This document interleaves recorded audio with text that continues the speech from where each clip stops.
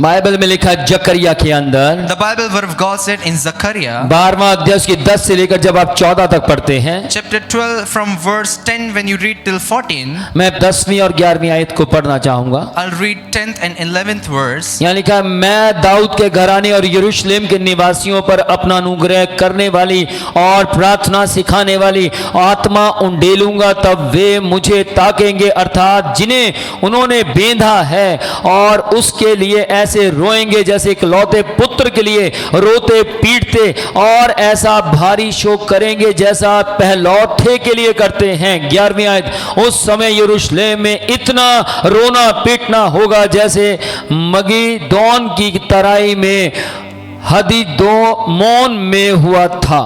So Zechariah chapter 12 verse 10, the word of God says, and I will pour out my spirit of grace and prayer on the house of David and on the inhabitants of Jerusalem, and they will look at me whom they has pierced, and they will weep over him as one weeps over an only son, and will mourn bitterly as for a firstborn. 11th verse says, at that time there will be mourning in Jerusalem as in Hadad Rimmon in the valley of Megiddon. ध्यान दे, वो कहता है कि वो अपना आत्मा उंडेलेगा। So pay attention towards it. The Lord says that I will pour out my spirit. यदि आपके पास अलग अलग धारणा की शिक्षाएं लेकर लोग आते हैं, If people from different doctrines come to you, और शैतान को, एंटी क्राइस्ट को अच्छी तरह पता है कि आप अपना दशमांश या अपनी ऑफरिंग सही जगह बीज रहे, इसलिए आप ब्लेस्ड हो रहे हैं। and the Antichrist, the devil knows very well that you are sowing your seed, you are giving your offering in the right place, and that's why you're getting blessed. क्या एंटी क्राइस्ट चाहता है कि आप आशीषित हो जाएं?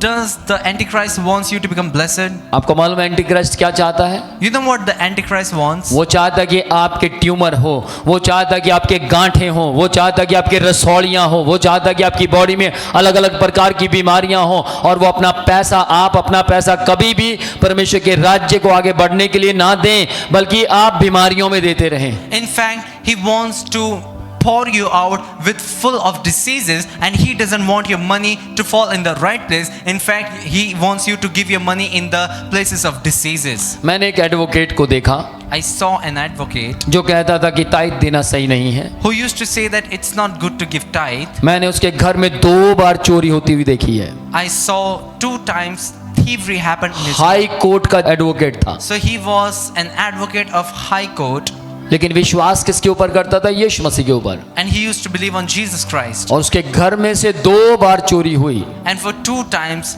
stealing happened in his home. एक बार 3 लाख का सोना उठाया गया, For once a gold of around 3 lakh was taken, और एक बार 1.5 लाख का सोना उठाया गया। and for one time around 1.5 lakh gold was taken. और जब उनकी मुझसे बातचीत हुई, And when he talked with me, मैंने उनसे कहा परमेश्वर को देना शुरू करो। I said to him that give what belongs to Lord. उन्होंने कहा नहीं, हमें ये देने की जरूरत नहीं है। And he said that we are not supposed to give tithe. और मैं आपको बोलना चाहता हूँ, वो अपने 70 साल भी पूरे नहीं कर पाया, उससे पहले उसकी डेथ हो गई। And I want to tell you, before he could fulfill his 70 years of age, he died. और ऐसे व्यक्ति मेरे पास एक नहीं है, कम से कम 70 हैं। And these kind of people are not just one to me, but maybe around 70. और वो लोग ज्यादा देर तक जिंदा नहीं रहते। And they do not stay alive for a longer period of time. Bible में लिखा, जो डाली मसीह में बनी रहती है वो फलेगी। The Bible word of God says, the branch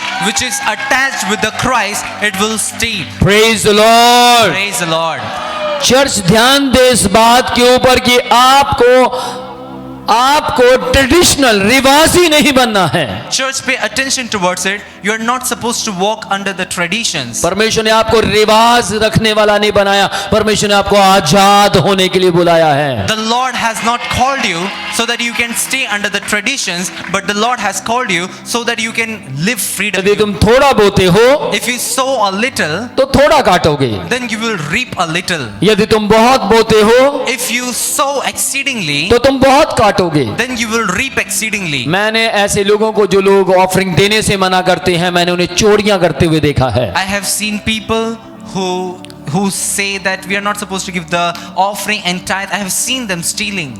जो गलत शिक्षाएं देते हैं, मैंने उन्हें गंदे काम करते हुए देखा है। The people who give wrong teaching, I have seen them doing adulterous things. लेकिन जो सही शिक्षा देते हैं मैंने उन्हें पाप से आजाद होते हुए देखा है। But the people who give the right teaching, I have seen them getting free from the sins. यदि आपके पास ऐसा मनुष्य कोई आए If such kind of person comes to you, जो बाइबल से बाहर बताता है, who speaks out of the Bible, आप एक बार उसके जीवन को देखना, उसके जीवन में आशीषें नहीं हैं। you see in his life the blessings will not be found. वो निराश होगा, He will be down. वो बहकी बातें करेगा, He will talk nonsense. उसकी बातें आपको समझ नहीं आएंगी। You won't be able to understand his talks. वो बाइबल से बाहर बोलेगा, He will speak out from the Bible, लेकिन बोलेगा बाइबल के मुताबिक। but he will try to speak according to the Bible. Lucifer मत्ती 4 अध्याय उसमें यीशु मसीह के पास आया In the book of Matthew chapter 4, Lucifer came to Jesus और यीशु मसीह से आकर कहने लगा, अपने आप को मंदिर का कंगूरा था उससे गिरा दे तो स्वर्गदूत आकर तुझे उठा लेंगे। and the Lucifer came to Jesus and he said to Jesus that make yourself fall from this the top of the mountain and the angels of the Lord will take you. Lucifer ने कहां से बोला? From where did he spoke? Bible से। He spoke from the Bible. लेकिन यीशु मसीह ने कहां से बोला?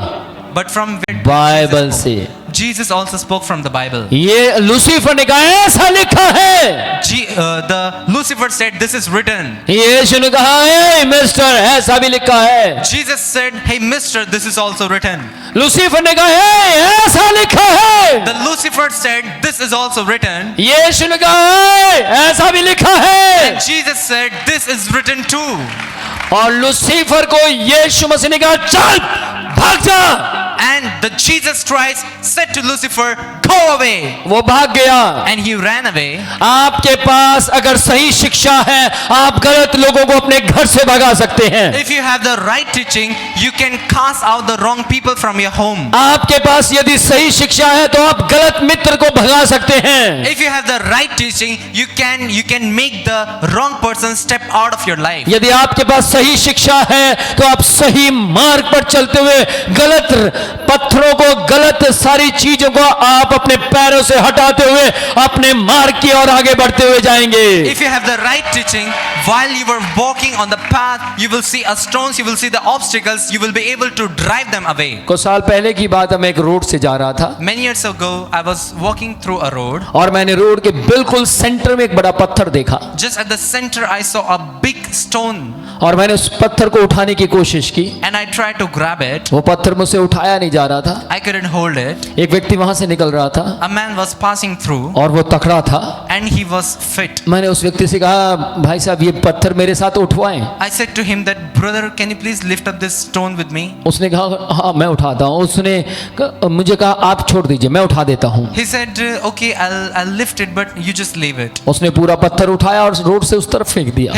He lifted up the stone and he threw it. और उस व्यक्ति ने कहा कि आपको क्या लेना देना, रोड के ऊपर सैकड़ों लोग आते जाते हैं, ये आप भी निकल जाते तो अच्छा था। And he said that why does it matter to you, because many people pass through this road and they don't matter. मैंने उस व्यक्ति से कहा ये रोड उन लोगों का नहीं है जो इसे देखकर चले गए, ये रोड मेरा है क्योंकि मैं इसे देखकर छोड़ नहीं सकता था। So I said to him that this road does not belong to the people who saw it and passed away, but this road belongs to me because I saw it, I couldn't leave it here. यीशु मसीह ने कहा मार्ग, सत्य और जीवन मैं ही हूँ। Jesus Christ said truth, path and the life is me.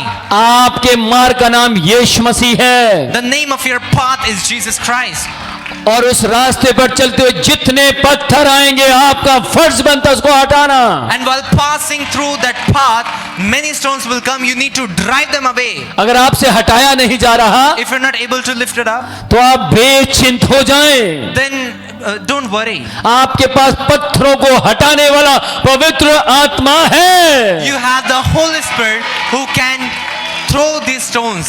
आप पवित्र आत्मा से कह सकते हो पवित्र आत्मा जी ये पत्थर मुझसे उठाया नहीं जा रहा। You can ask to the Holy Spirit that Holy Spirit, I'm not able to lift up this stone. पवित्र आत्मा ताकतवर है। The Holy Spirit is powerful. पवित्र आत्मा बहुत स्ट्रांग है। The Holy Spirit is much strong. और पवित्र आत्मा कहेगा तू पीछे हट, तू उससे नहीं उठाया जाएगा, मैं उठा के रख दूंगा। The Holy Spirit will say, you go away. If you're not able to lift it, I will lift it up. Church आज आपको संसार में चलने के लिए पवित्र आत्मा के सामने दुआ करने की जरूरत है। Church, you need to pray in the presence of the Holy Spirit in order to walk in this world. अगर आप बीड़ी नहीं छोड़ पा रहे If you're not able to leave your cigarette, तो आप पवित्र आत्मा से कहें मेरी मदद करें। then you need to ask for the help of the Holy Spirit. अगर आप कोई नशा नहीं छोड़ पा रहे, If you're not able to leave any kind of alcoholism, अगर आप सिगरेट नहीं छोड़ पा रहे, if you're not able to leave the cigarette, अगर आप शराब नहीं छोड़ पा रहे, if you're not able to leave the alcohol, अगर आप गालियां नहीं छोड़ पा रहे, if you're not able to leave the abuses, अगर आप औरतों के चक्कर में पड़ना नहीं छोड़ पा रहे, if you're not able to leave the adultery, अगर आप मोबाइल के अंदर गंदी पिक्चर्स देखना नहीं छोड़ पा if रहे, you're not able to leave the wrong and the worldly things in the mobile, अगर आप अलग अलग मटेरियल के सामने दंडवत करना नहीं छोड़ पा रहे, if you're not able to leave the bowing down in front of the materialistic things, तो आप पवित्र आत्मा से कह सकते हैं मेरी अगुवाई you करें। can say to the Holy Spirit, Holy Spirit, lead and guide me. पवित्र आत्मा आपको पूरे संसार की नॉलेज देने की सामर्थ रखता है। Holy Spirit has the power to give you the knowledge of the whole world. पवित्र आत्मा आपको दूसरों से सतर्क रहने का ज्ञान दे सकता The है। Holy Spirit has the power to keep you alert from the others. पवित्र आत्मा आपको आगे बढ़ने की अगुवाई कर सकता है। The Holy Spirit can lead you to move forward. यहाँ लिखा वो आत्मा देगा, The Bible says He will give. लेकिन आपको आत्मा मिल चुका है प्रेरितों के काम 2 अध्याय उसकी पहली आयत के मुताबिक। But according to the book of Acts chapter 2 verse 1, the Holy Spirit has been already given to you. यदि आप में से किसी को फील होता कि मेरे पास पवित्र आत्मा नहीं है तो आज ही उसे पुकारे, वो उतरने के लिए तैयार If है। any person among you feel that I do not have the Holy Spirit, today call him and he has the power to come down. लोग आपके पास आएंगे और देखेंगे ओ ये तो रंग का काला है या गोरा है। लोग रंग में पार्शियलिटी कर सकते हैं, लेकिन आत्मा रंग नहीं दिल देखता है। The people can come to you, they can make a partiality, they can say that you're black, that is white, but the Holy Spirit does not look at the complexion. The Lord, Holy Spirit, look at the heart.